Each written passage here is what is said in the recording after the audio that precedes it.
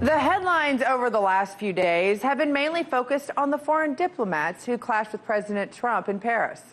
However, not everyone was unhappy with President Trump's visit. And while small in number, those who gathered were just as passionate and full of conviction as their fellow Trump supporters here in the United States. Dominant medias again are telling that 90% of the French people are demonstrating against Trump, that he's an evil creature and so on. And we wanted to say that it's not true, that we have in France also people who know the truth, who understand what happens really in the United States, who understands that it is the same thing that happens to them in France. So don't think that what all the lies and don't trust the liars about what happens in France and what French people think about Trump.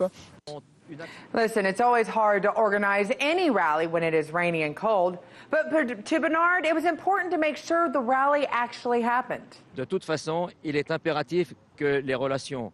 Above all else, it is imperative that relations between President Trump and France's Macron remain on good terms.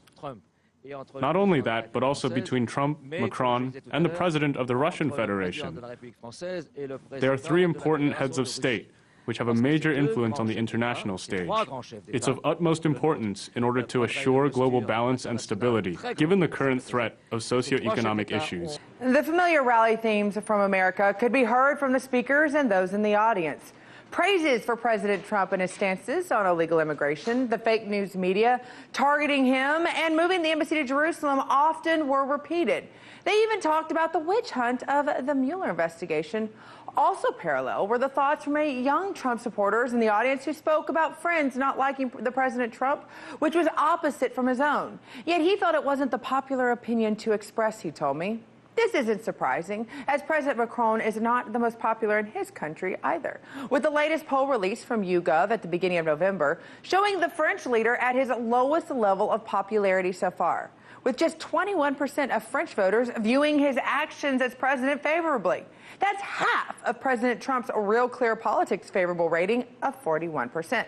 Plus, Macron doesn't look like he will be gaining popularity anytime soon, with his fight with the pro-Le Pen crowd continuing to escalate prior to the 2019 parliamentary election season.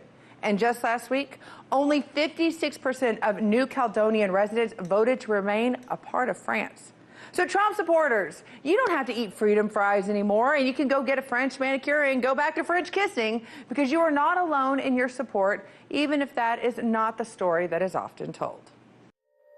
Hey YouTube, thanks for checking out our channel. We hope you enjoyed the video. We have tons of content for you just like this. For more of RT America's one-of-a-kind news and analysis, be sure to subscribe and never stop questioning more.